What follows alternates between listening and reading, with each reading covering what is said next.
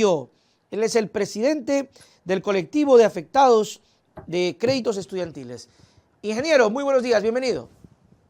¿Cómo está, Nelson? Muy buenos días. Muchas gracias por el espacio. Un buen día con todos los que nos escuchen y nos están viendo.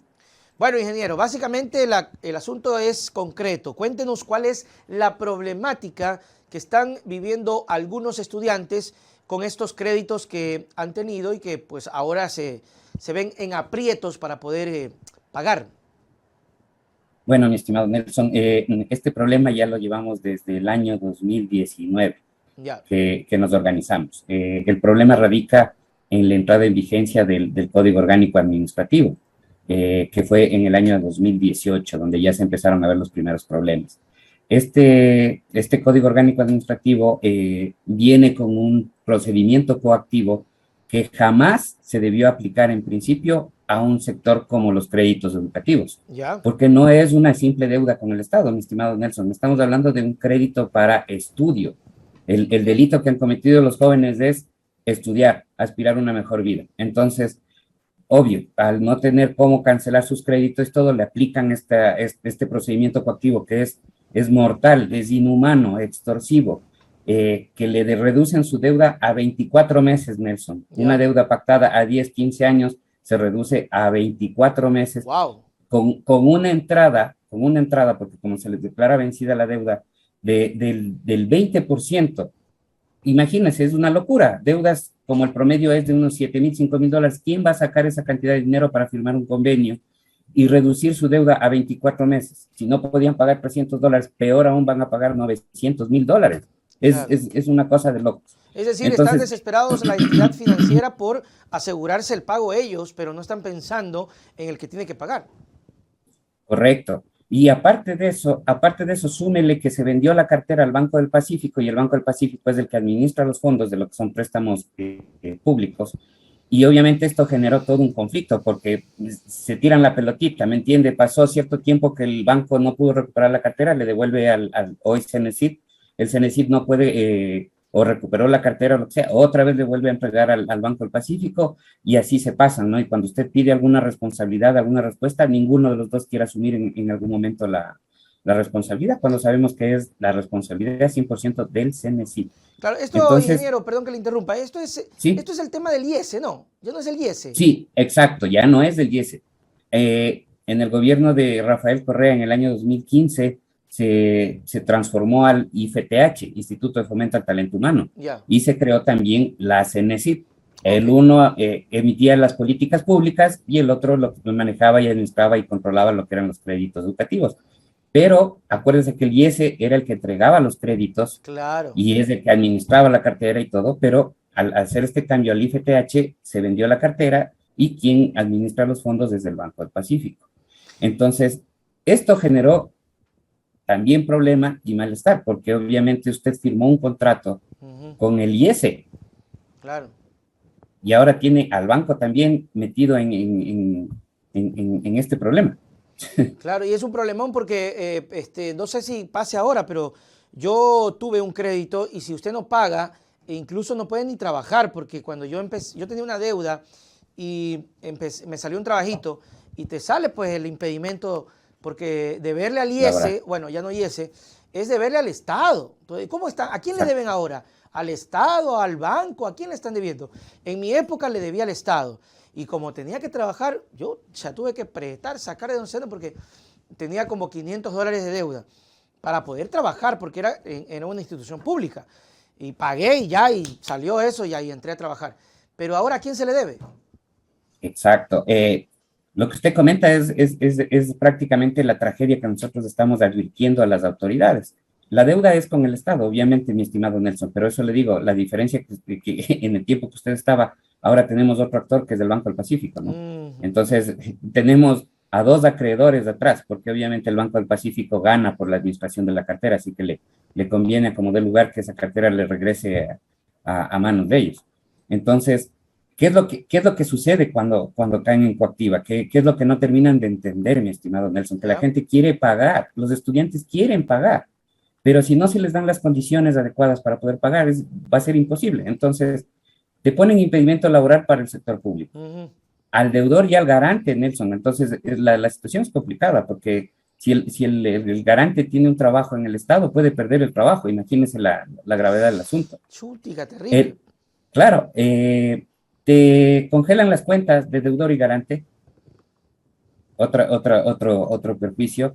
Te ponen en el buró de crédito, es decir, te anulan como ciudadano, porque no puedes ni siquiera ir a un almacén para sacar un electrodoméstico, porque no tienes ni siquiera una buena calificación crediticia. O sea, anulados totalmente como ciudadanos.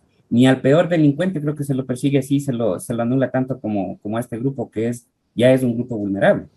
Claro que sí, eso es una problemática, es un problema, pero se supone que el gobierno actual ha mencionado que quiere salvaguardar eso. De hecho, había mencionado el tema de eliminar la central de riesgo. No sé si entraron en este proceso algunos estudiantes. Había un valor que era de $1000. ¿Entraron en algún beneficio de estos o no? Mi estimado Nelson, el beneficio de borrarles del buró de Ajá. crédito eran a las personas con las entidades privadas que tenían unas deudas Ah, hasta $1000, pero se hasta mil olvidan del dólares. público, del sector público, ¿verdad? Exacto. Entonces, si nosotros vemos, el caso no es tan sencillo. Estamos hablando, mi estimado Nelson, si me permite dar cifras, Sí, por favor. de la cartera que tiene ahorita el Banco del Pacífico, que es el que está administrando los recursos públicos, no son privados, son de 21.790 cuentas activas, imagínense, 21.000, de las cuales más del 50%, según nuestros datos estadísticos y nuestros reportes que tenemos, son 14.715 personas que están en coactiva o cartera en mora, es decir, más del 50%. Entonces, Nelson, esto no es un tema de 5 o 10 personas, estamos hablando de una cartera en coactiva de $181 millones. Chuti, que Eso es, bastante. eso es lo que se tiene según nuestros datos. Entonces, no estamos hablando de un grupo pequeño, minoritario, estamos hablando de 14.000 personas y como le digo, se afecta al deudor y al garante, son 28.000 familias. Claro. Y otra cosa, lo que no alcanzo a entender y a ver si de pronto nos aclara el panorama.